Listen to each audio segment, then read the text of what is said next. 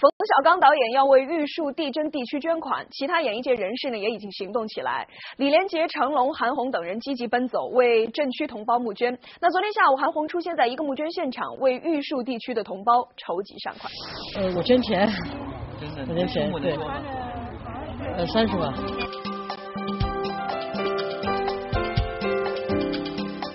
这次受灾因为是玉树青海玉树藏族自治州，我觉得我那个心情就是又是跟以前又不一样了。得知同胞受灾，韩红连夜为接下来的募捐活动展开筹备。而昨天捐助现场也被挤了个水泄不通，许多热心百姓都纷纷赶来，为受灾的同胞们捐上最急需的物品。谢谢了啊，诸位。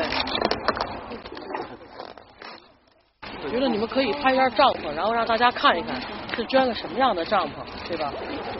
这次是您都特意自己选的吗？对啊，那因为现在因为现在就是那个玉树那边早晚温差太大了，啊，温差太大了，太冷了晚上。创可贴现在是最需要的，创可贴现在。大家别往前挤了啊，往后点。这是今天，哎，这哪儿捐的？这哪儿捐的？现在创可贴是最需要的，因为全部都划伤了。对。早在08年的汶川地震之时，韩红就曾多次前往灾区，并积极参与灾后重建。不知道这一次韩红有没有前往玉树震区的打算呢？我很想去现场，如果不是因为央视青歌赛的话，我今天我想已经坐上飞机去玉树了。但是因为我每天都在直播，要30多场，所以也没法再临时换评委。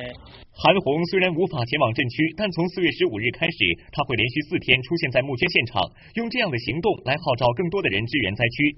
而此次捐助的财物也会以公开透明的方式向社会公布。您是就是在接下来的几天里都会在这儿吗？我想我都会在这儿。那个就是其他的就是我觉得至少让所有来捐款的人看到他们就会有一份信任在。当然了，航务爱心行动我很高兴，就是从512到现在，大家还是很信赖他的，因为我们的账目啊，我们的物品都是这样摆着的，透明的。